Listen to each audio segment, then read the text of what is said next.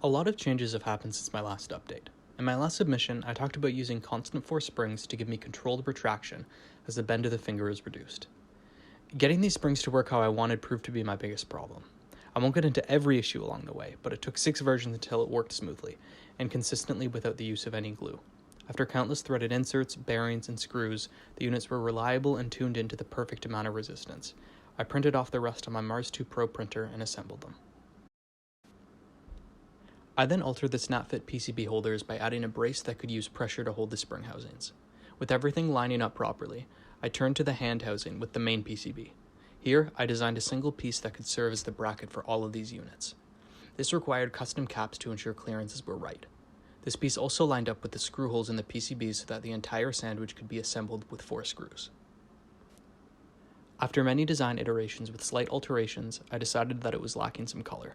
I switched my filaments to a light blue, and with some slight adjustments to the palm housing, I printed off a new, contained version.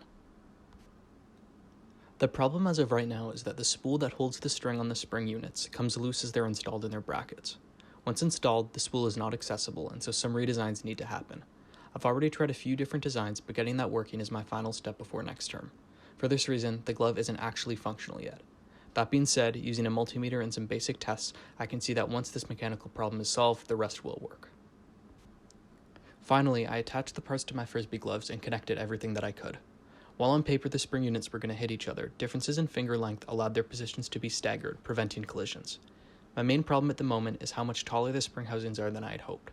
This, unfortunately, has to do with the size of bearing that I was able to source. They're 4 millimeters tall, and the housing requires 3 of them, taking up a ton of unnecessary vertical space.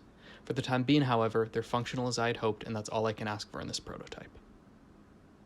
While I was hoping to have a digital prototype working by the end of the term, that proved to be impossible. I decided instead to focus on getting it as mechanically tuned in as I can, and other than the spool drawback, I'm extremely pleased with the progress that I've made so far.